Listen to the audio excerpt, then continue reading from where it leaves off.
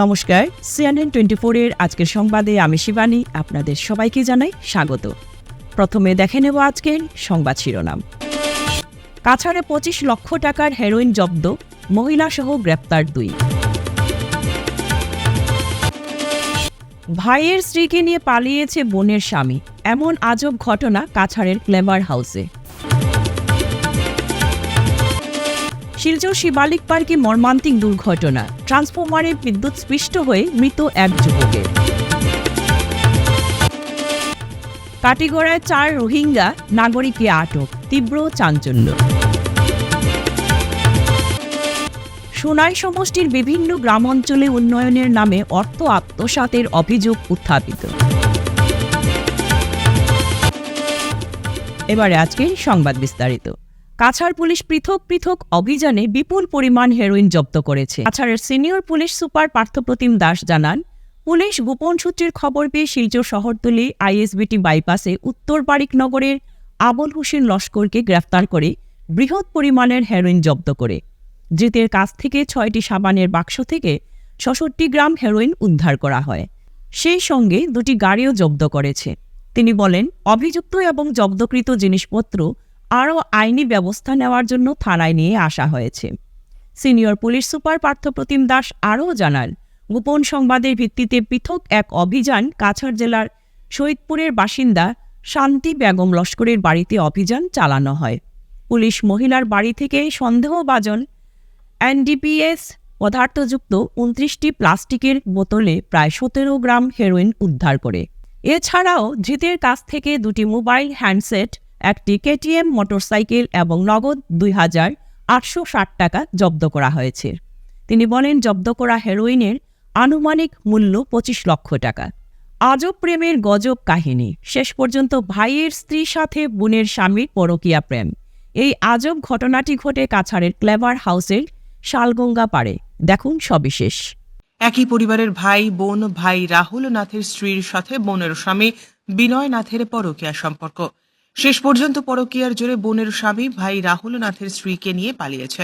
জানা গিয়েছে, গ্রাম কনকপুরে বোনের বিয়ে হয়েছে এবং তাদের মধ্যে একটি কন্যা সন্তানও রয়েছে এবং ভাই রাহুল নাথ ও তার স্ত্রী তুলি নাথকে নিয়ে সুন্দরভাবে সংসার করে আসছেন।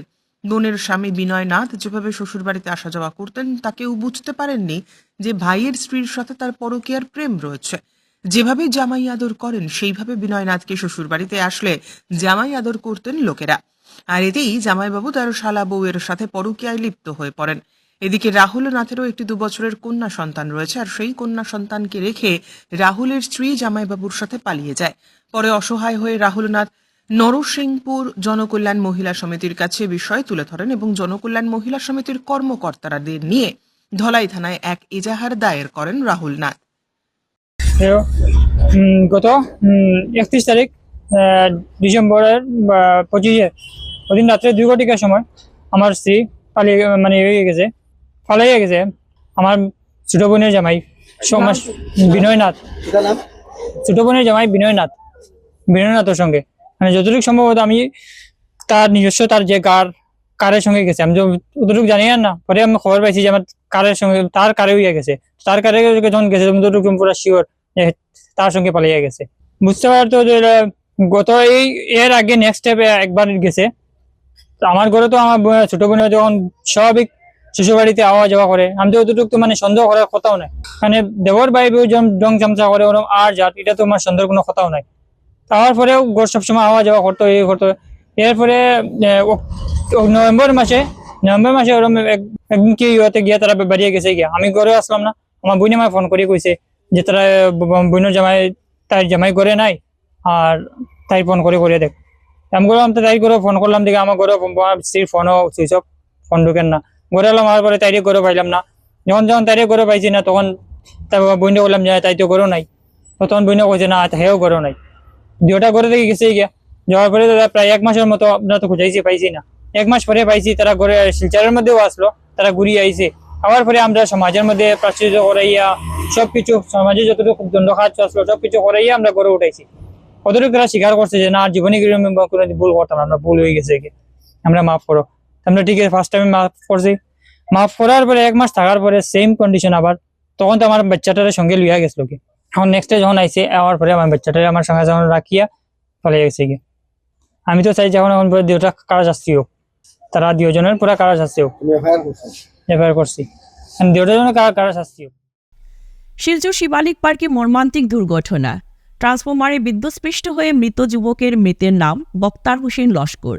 তিনি গ্রেসওয়েল হাসপাতালের কর্মী ছিলেন বলে জানা যায়। তার বাড়ি শিবালিক পার্ক এলাকার 2 নম্বর লেনে। দেখুন সবিশেষ। প্রাপ্ত তথ্যের ভিত্তিতে জানা যাচ্ছে 2 নম্বর লেন এলাকায় একটি ট্রান্সফরমারের সংস্পর্শে এসে গুরুতরভাবে বিদ্যুৎস্পৃষ্ট হন। ঘটনাস্থলেই প্রাণ হারান। দুর্ঘটনাটি প্রত্যক্ষ করে স্থানীয় বাসিন্দারা সঙ্গে সঙ্গে রাঙ্গিরখাড়ি পুলিশ আউটপোস্টে খবর দেন।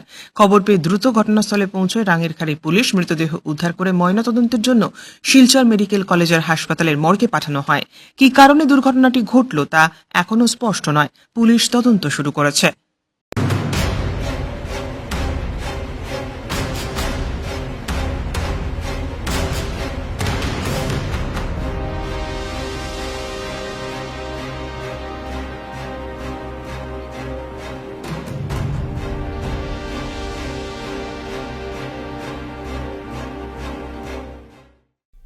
কাটিগড়ায় 4 রোহিঙ্গা নাগরিককে আটক। প্রাথমিক তদন্তে জানা গেছে তারা বাংলাদেশ থেকে কাঁটাতারের ফেন্সিং অতিক্রম করে অবৈধভাবে ভারতে প্রবেশ করেছে। তাদের কাছে জাতিসংঘের প্রদত্ত রিফিউজি কার্ড পাওয়া গেছে। তবে উল্লেখযোগ্য বিষয় হল এই রিফিউজি কার্ড কেবলমাত্র বাংলাদেশের রোহিঙ্গা শরণার্থী শিবিরের ক্ষেত্রেই প্রযোজ্য। ভারতের ভেতরে এর কোনো বৈধতা নেই। সূত্র অনুযায়ী পরশু অর্থাৎ মঙ্গলবার রাতে তারা জালালপুরের কোনো এক সীমান্ত দিয়ে ভারতে প্রবেশ করে কাটিগড়ার সাপ্লাই গেট এলাকার আশিক হোটেল অবস্থান করছিল এবং স্থানীয় দালালদের জন্য অপেক্ষা করছিল। তাদের আচরণ ও গতিবিধি সন্দেহজনক হওয়ায় স্থানীয় বাসিন্দারা সনাতনী সংঘের কর্মকর্তাদের বিষয়টি অবহিত করেন। খবর পেয়ে দ্রুত ঘটনাস্থলে পৌঁছান সনাতনী সংঘের সভাপতি সুমিত বৈষ্ণব, ধর্মেন্দ্র কানু সহ অন্যান্য সদস্যরা। একই সঙ্গে খবর দেওয়া হলে গুমরা পুলিশও ঘটনাস্থলে ছুটে আসে। পরে পুলিশ 4 জন রোহিঙ্গা নাগরিককে আটক করে প্রয়োজনীয় জিজ্ঞাসাবাদের জন্য শিলচর প্রেরণ করে। ঘটনাটি ঘিরে এলাকায় চাঞ্চল্যের সৃষ্টি হয়েছে এবং বিষয়টি নিয়ে পুলিশ অধিকতর তদন্ত চালিয়ে যাচ্ছে। জালালপুর বর্ডার দিয়ে তোমরা আইছো, ফেন্সিং কে ভাঙছে? ওটা কি কয় ওই একটা বড় একটা কি আছে মানে ওই জালালপুর। আবার আমরা এখানে আশিক হোটেল এখানে মালিডোরে দেখা পেয়েছি আরো 4 জন রোহিঙ্গা। এই সিন্ডিকেটটা কে চালায় এখন প্রশাসন এসছে, আমরা এটা নিশ্চয়ই তদন্ত করব। সিন্ডিকেটটা দামছড়া কিছু মানুষ ওরা চালায়, আরো অনেক মানুষ চালায়। সিন্ডিকেটটা ধরে ছাড়বো। আমাদের নিজের দেশে খাওয়ার অভাব, আর ওরা এসে এখানে মানে প্রবলেম করছে, এটা দেখতে হবে। আমি আগেও প্রমিস করেছি সবাইকে, রোহিঙ্গাদের ইন্ডিয়াতে কোনো এন্ট্রি নেই, আর এটা করার শাস্তি দেবো। আমরা মারধর করবো না, কিছু করবো না, বাট ওদের মানে প্রপার স্থানে পৌঁছাতে হবে, এটাই। আর আমাদের স্যার, আমাদের আইসি স্যার এখন ধরে হেল্প করছে। গুমরা প্রশাসনকে সমঝে সুনাই সমষ্টির বিভিন্ন গ্রাম অঞ্চলে উন্নয়নের নামে এমএলএ এডিএস তহবিলের অর্থে রাস্তা নির্মাণের কাজ শুরু হলেও অধিকাংশ কাজ অর্থসমাপ্ত করে অর্থ আত্মসাতের অভিযোগ উত্থাপিত হচ্ছে। এরই এক নগ্ন রূপ ধরা পড়ল সুনাই সমষ্টির বরখাল পাড়ের বরখাল নালার পাশে রাস্তা নির্মাণ কাজে। এই রাস্তা নির্মাণের জন্য 2022-23 অর্থবর্ষে এমএলএ এডিএস তহবিল থেকে 5 লক্ষ টাকা বরাদ্দে কাজ শুরু করা হলেও কাজ অর্ধসমাপ্ত রেখে অর্থ লুপাট করার অভিযোগ করলেন স্থানীয়রা। বিস্তারিত রয়েছে প্রতিবেদনে। আর রাস্তার অবস্থা তো আছে একবার 74,000 একবার 50,000 ও শেষ। আর বোর্ডও লেখা কত 5 লাখ। তো তোমার আমি আমার কাম করাইলাম, আমার পকেট হতো না, আমি আমার গাড়ি দিয়ে কাম করাইলাম, তার পয়সা নাই। আচ্ছা, আর বর্তমানে রাস্তার অবস্থা আমরা বর্তমানে নিজের পকেট তো নেই, বারণই নাই করি। আজকে আমরা কেন মাটি ফেলাইয়া ইট ফেলাইয়ার আর কি, মানে চলাচল লাগি। আর 74,000 50,000 5 লাখ টাকার কামও 74,000 আর 50,000 টাকা পাওয়া গেছে। আর লাল মাটি ফেলা নিয়েছিল, আর বাকি টাকাও পাওয়া গেছে না। আর খামও রয়েছে, আদুরা খাম পয়সাও রয়েছে, হাবুতা রয়েছে, আর ও শেষ। বর্তমানে আমরা আপনারা দেখা যার গিয়া পুরা 2 কিলোমিটার জায়গা এইরকম অবস্থায় আমরা নিজের পকেটটা নিয়ে ইটগুনা নিয়ে ফেলাই আর আজকে আর অনলাইনের মাঝে দেখা যাবে কি বাস্তব কথাটা 601 নম্বর রাস্তা এটা 601 নম্বর রাস্তা আমি নিজে নাম রাখছি আর কি 601 নম্বর রাস্তা। ধলাই মহাদেবপুর সংযোগকারী রূপনী নদীর উপর বাঁশের সাঁকোর পরিবর্তন চাইছেন স্থানীয় জনগণ। ব্রিজ তো দেখা যায়, ব্রিজটা তো কাঁপে তো। আমরা বিগত দিনে আমরা এই পিডব্লিউডি অফিস এবং সিডিসি অফিস সমজেলাতে আমরা আসলাম। আমরা 3টা জিপির মানুষ, বিশেষ করে ভুবনডর, জীবনগ্রাম এবং মথুরাপুর জিপির মানুষ সমন্বয়ে প্রায় 1000 খানেক মানুষ আমরা এখানে এসে সিডিসি ম্যাডামের সঙ্গে আমরা আলাপ করেছি। ওদিন এক্সিকিউটিভ ইঞ্জিনিয়ার ছিলেন না, তো সিডিসি ম্যাডামের সঙ্গে আলাপ করে আমরা জানতে পেরেছি যে আমরা বহু প্রতীক্ষিত এই ব্রিজ, বিশেষ করে মহাদেবপুর এবং দোলাইয়ের যে সংযোগকারী, এটা আমাদের জীবনরেখা। এই ব্রিজটা অন্তত যত থেকে স্টার্ট হয়েছে এখন পর্যন্ত কোনো গভর্নমেন্ট অনুদান এখানে আসে নাই এবং বহু মানুষ এইটার জন্য ফাইট করেছে। আমরাও সঙ্গে ছিলাম, কিন্তু হয় নাই। কিন্তু আমরা খবর পেয়েছিলাম যে এখানে ওয়ার্ল্ড ব্যাংকের একটা ফান্ড এখানে রিলিজ হয়েছে। এই সুবাদে আমরা উৎসাহ উদ্দীপনার মারফতে আমরা সবাই মিলে এখানে এসেছিলাম। কিন্তু আসার পরে আজকে যেটা হয়েছে এখানে এক্সিকিউটিভ ইঞ্জিনিয়ার উনি গুয়াহাটি ছিলেন, ওয়ার পরে আমরা 1টা অবধি পর্যন্ত অপেক্ষা করেছি। এরপরে ওনার সঙ্গে আমরা দেখা হয়েছে এবং উনি ফিল্ডে এসেছেন। ফিল্ডে এসে উনি প্র্যাকটিক্যালি আমাদেরকে একটা কথা বুঝিয়ে দিয়েছেন যে ওয়ার্ল্ড ব্যাংকের যে স্কিমের যে টাকা, যে লোকেশন, এটা এখানে এই স্পেসিফিকেশনের মধ্যে হয় না। কিন্তু আমি জানি না কেন এটা ওয়ার্ল্ড ব্যাংকের ফাইন্যান্সের মধ্যে গিয়েছে এবং কেন এটা ওয়ার্ল্ড ব্যাংকের মধ্যে এটা করা হলো। আমাদের তো জোরালো দাবি আমাদের ব্রিজ হবে, এটা কত মিটার ব্রিজ করবে এটা ডিপার্টমেন্টের ব্যাপার। কোনো অজ্ঞাত কারণ হয়তো এটার মধ্যে আছে, এটা আমাদের জানা নেই। কিন্তু আমরা শেষ অবধি পর্যন্ত চেষ্টা করে যাব, আমরা ব্রিজ লাগবেই। যে কোনোভাবে যে কোনো জায়গায় আমরা গিয়ে উপস্থিত হব আমাদের জন্য। আমরা যদি স্ট্রাইক করতে লাগে, আমরা যদি কোনো জনজীবনকে ব্যাঘাত ঘটাতে লাগে, আমরা গড়াতে প্রস্তুত। আমরা প্রত্যেক মানুষ আমরা একত্রিত হব। আমরা ভবিষ্যতে একটা পরিকল্পনা নিয়ে আমরা আগে দিয়ে বাড়বো। আর আমরা ব্রিজ চাই। এত কষ্ট, বিশেষ করে আমরা অনুসূচিত জাতির মানুষ, বিশেষ করে জীবনগ্রাম জিপি এবং মথুরাপুর জিপি এবং ভুবনডোল জিপির মানুষ, 80% মানুষ আমরা অনুসূচিত জাতি সম্প্রদায়ের। আমরা সেই পিছপড়া জায়গার মানুষ। তাই আমরা সরকার বাহাদুর এবং তোমাদের সংবাদ মাধ্যমের দিয়ে আমরা ঊর্ধ্বতন কর্তৃপক্ষের কাছে আমরা চাইছি যে যেভাবে হোক আমাদেরকে একটু সাহায্য সহযোগিতা করুন। আমরা সর্বোপরি আপনাদের সঙ্গে আছি এবং যে সরকার বাহাদুরই আমাদের সঙ্গে থাকবেন, আমরা তাদের পক্ষে আমরা কাজ করব। ফিরছি একটি বিরতির পর, আপনারা সঙ্গে থাকুন। Grace well hospital, Meherpur, Silchar. এখানে আপনারা পাবেন ডায়ালিসিস, এন্ডোস্কোপি, সোনোগ্রাফি, ইকোকার্ডিওগ্রাফি, এক্স-রের মতো বিশেষ সুবিধে।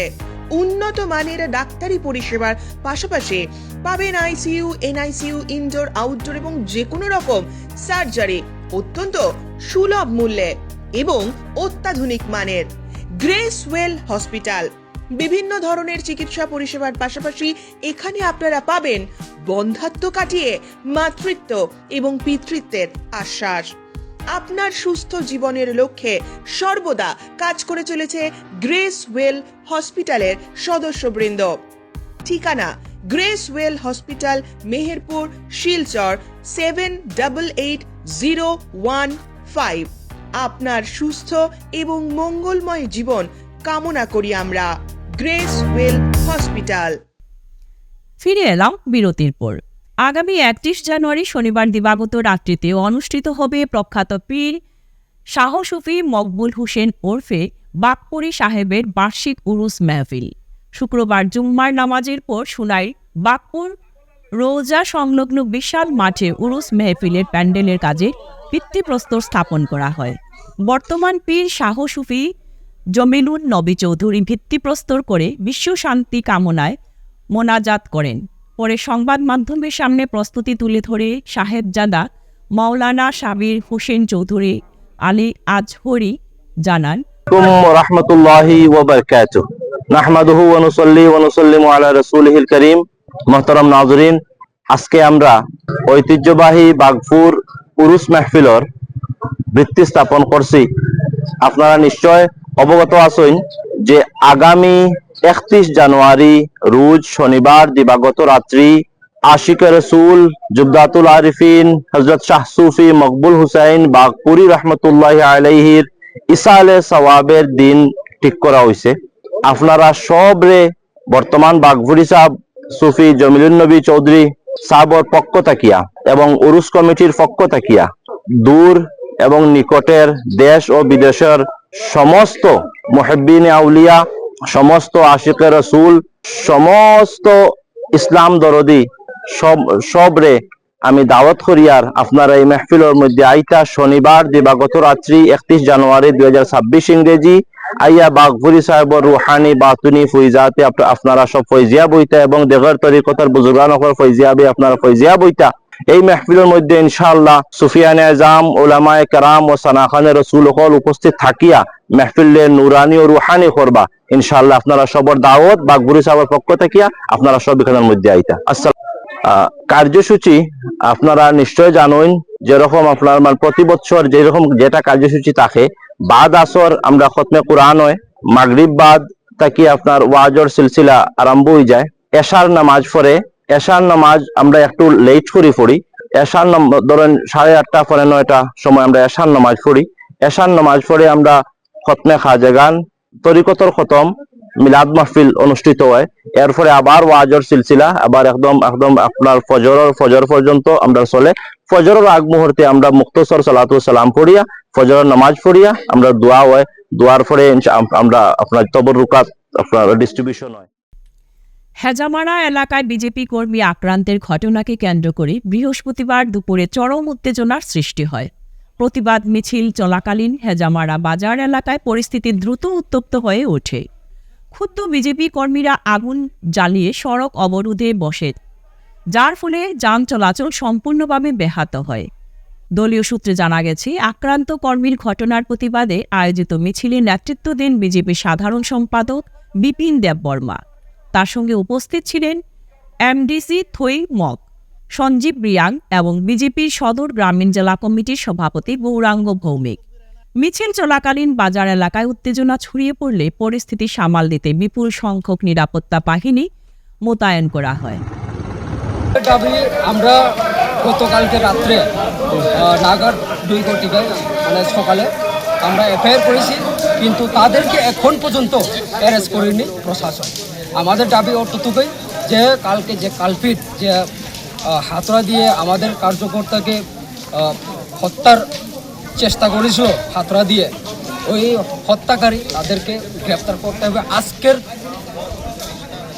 5টার মধ্যে গ্রেপ্তার যদি না করে তাহলে আগুনের ফল আগুন হবে। কি বলবো, আজকে সকালে ওনাদের যে সিপিএম আমাকে বার্থডে উইশ করেছে, কিন্তু আমি একবারের জন্য ওনাকে আমি এই বিষয়টা আমি একবারও ওনাকে বলিনি যে এইরকম ঘটনা হয়েছে,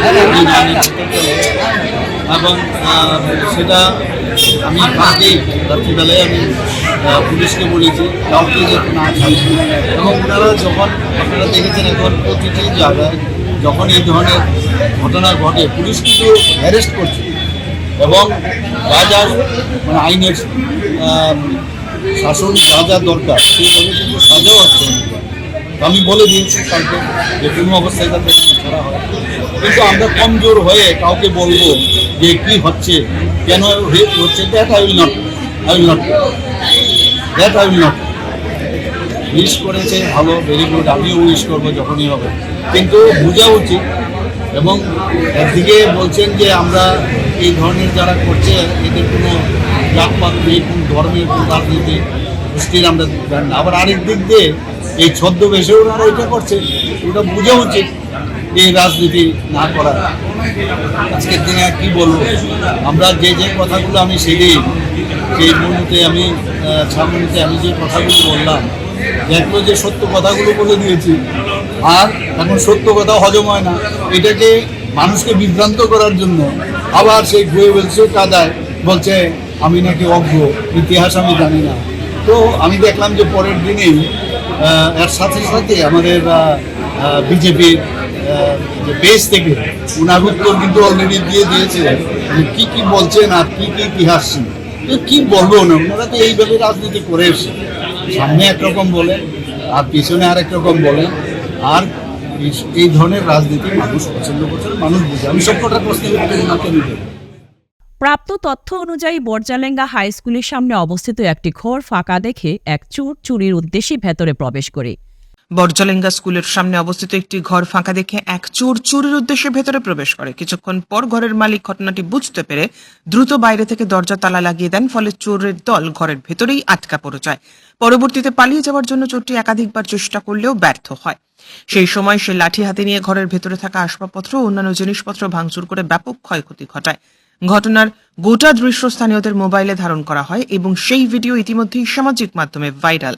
ঘটনার পর এলাকায় ব্যাপক চাঞ্চল্যের সৃষ্টি হচ্ছে।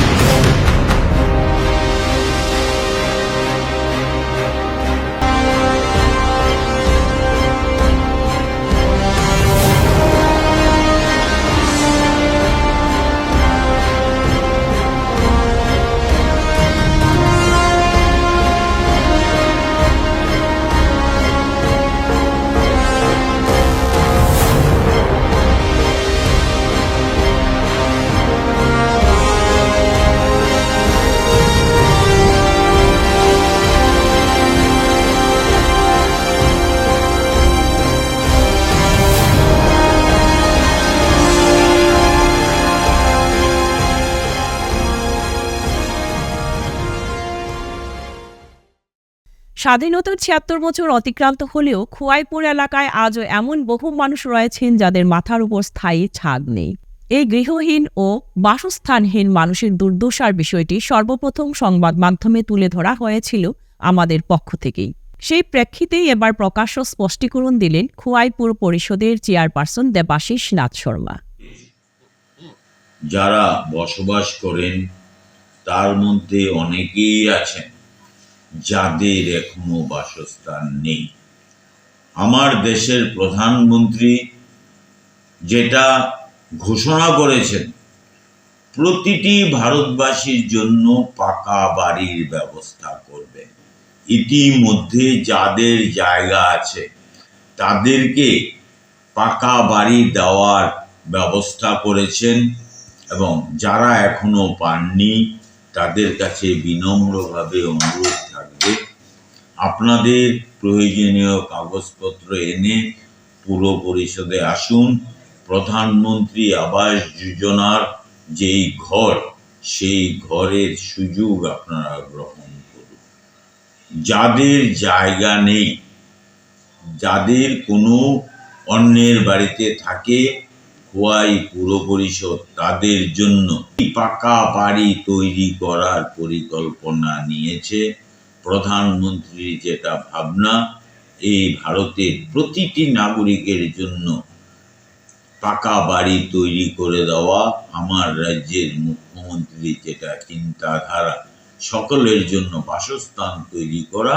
খোয়াই পুর পরিষদ এই লক্ষ্যে আমরা পাকা বাড়ি অফিস টিলাতে আমরা স্থান নির্ধারণ করে পাকা বাড়ির প্রস্তাব পাঠিয়েছি। আমার দৃঢ় বিশ্বাস আগামী অর্থবর্ষে তা কাজ শুরু হবে বলে আমার বিশ্বাস। সবাইকে নমস্কার। বরখোলা বিধানসভা এলাকার ডলু রোড থেকে কিশোর সেতু পর্যন্ত গুরুত্বপূর্ণ সড়কটি দীর্ঘ প্রায় ৫ বছর ধরে ভাঙা ও গর্তে ভরে রয়েছে। রাস্তার এই জীর্ণ অবস্থার ফলে প্রতিদিন শিলচরে শতাধিক ছাত্রছাত্রী সহ সাধারণ মানুষকে চরম দুর্ভোগ পোহাতে হচ্ছে। দেখুন সবিশেষ। স্থানীয় বাসিন্দা জয়নাল আবেদিন লস্কর, আলতাফ লস্কর এবং মুমিন লস্কর সহ একাধিক নাগরিক অভিযোগ করে জানান, প্রাক্তন বিধায়ক কিশোর নাথের আমলে এই রাস্তাটি নির্মিত হলেও বর্তমান বিধায়ক মিজবাউল ইসলামের পক্ষ থেকে দীর্ঘদিন ধরে রাস্তা সংস্কারের কোনো কাজই নেওয়া হয়নি। ফলে দিন দিন পরিস্থিতি ভয়াবহ হয়ে উঠছে। বিশেষ করে বর্ষার মৌসুমে রাস্তাটি জলমগ্ন হয়ে পড়ার ফলে যান চলাচল প্রায় বন্ধ হয়ে পড়ে। স্কুল কলেজ পড়ুয়া, রোগী, বয়স্ক মানুষদের জীবনের ঝুঁকি নিয়ে যাতায়াত করতে হচ্ছে। এলাকাবাসীর দাবি, কিশোরনাথের বিধায়কত্বের সময় বরখলা বিধানসভা উন্নয়নের পথে এগিয়েছিল। বর্তমান পরিস্থিতিতে ফের সেই উন্নয়নের ধারায় ফিরতে বিজেপির পক্ষ থেকে কিশোরনাথকে পুনরায় দলীয় প্রার্থী করার জোরালো দাবি জানিয়েছেন স্থানীয় বাসিন্দারা। আমি বরকলাবাসী। আমাদের এখানে আমরা দুইজন প্রবীণ নাগরিক এখানে দাঁড়াইয়া আমরা কই আরও আসুন, তারা অধিক একটু দেরি হয়। হ্যাঁ, এই রাস্তার সম্বন্ধে আর কি, রাস্তার কোনো অবস্থা আমরা নাই, যেহেতু আমরা প্রতিনিধি নাই এখানে কোনো, মানে এই প্রতিনিধি যদি আজকে কিশোরনাথ থাকতা আগের মতো, এই রাস্তার দুর্ভোগ আজকে হইল না। যদিও ব্রিজ হয়েছে, কিন্তু আজকে যদি একটা ডেলিভারি হয় বা ওই যে আমার সাইটে যখন আপনারা হাই স্কুল আছে, এমই স্কুল আছে, বাচ্চারা কত অসুবিধা করে আসা যাওয়া। হ্যাঁ, তারপরে মেডিকেল যদি আপনার লইয়া যায় একটা রুগী, গর্ভবতী একজন মা যদি লইয়া যাওয়া হয় এখান থেকে, রাস্তার মনে হয় তার কী হইব জানা যায় না। কোনো অ্যাম্বুলেন্স পর্যন্ত যেতে পারে না রাস্তার উপরে। রাস্তার যা অবস্থা, বাচ্চা স্কুলও যেতে পারে না ঠিকমতো। স্কুলে যে সরকারি সাইকেলগুলো দেওয়া হয়েছে, কিন্তু সবে সাইকেলগুলা গড়ে বন্ধ আছে। এই রাস্তার লাগিয়া মা বাবায় তারা সাইকেল দিয়ে স্কুলে বা কেন্টারে দেয় না। অনেক সময় সরকারের নিয়মটা এক সপ্তাহ যদি স্কুলে না যায়, তখন গার্জেনকে তার কৈফত দিতে লাগে স্কুলে। কিন্তু বাচ্চারা যে দূর থেকে স্কুলে আইতো, এই অবস্থা এই রাস্তার মধ্যে নাই। যার লাগে আমরা দাবি করিয়া যে আগেও আমরা কিশোরনাথ থাকার সময় এরকম রাস্তার হাল আসলো না, আর তাই টাকাও অবস্থা ব্রিজটাও আমরা পাইছি। কিন্তু এখন ব্রিজ পাইয়া তো আমরা কোনো ভ্যালু নাই। আজকে রাস্তার যে অবস্থা, মানে সামনাসামনি দেখছেন তো। আর এখানে ডলু এয়ারপোর্ট যেটা ওর আগে রাস্তাটা না করিয়া এয়ারপোর্ট ওদিকে হইতো রাস্তা, এটা একদম অচল রাস্তা না। কিটা বড়কলা থাকি মানুষ সব ওদিকে যায়। আপনি ওখান টাউনের জাম থাকায়, এনডি কলোনি থাকি শিববাড়ির রাস্তা খারাপ থাকায় প্রায় মানুষ ওই রাস্তার উপরে নির্ভর করিয়া ওদিকে যাওয়া আসা করে। আর বর্তমানে আপনার রেল ব্রিজে এখানে তারা 90 লাগাইছে, বাইকও যাওয়া যায় না। কিন্তু এটাও আগে কিশোরনাথর দেওয়া ফুটপাথটা তাই দাবি করে দেওয়াইছিল। আর এই ব্রিজের দিকে যাইতেও যে মানুষের রাস্তার যে হাল, এরকম যাওয়া আসা করা সম্ভব নয়। যার প্রতি যে মানুষের অনেক টাকা পয়সা যায় ওদিকে ঘুরিয়া রানীঘাট হইয়া আবার যেতে লাগে। আর এখনও তো আপনার বদরপুর মাসিমপুর ওদিকে বদরপুর যেটা ব্রিজর জাতিন্দা মুখের উপরে জাতিন্দার উপরে, এই ব্রিজটা কবে লাগা সম্পূর্ণ হইব জানি না। কিন্তু এর ভিতরে তো আমরা রাস্তাওয়ালা, আজকে যদি আমরা আগের MLA থাকতাম, আমরা দাবি করি যে টাইম টিকিটটা পাইলে আমরা এখানে বহুত উন্নতি হইব আগের মতো। আজকের সংবাদ এ পর্যন্তই। নমস্কার।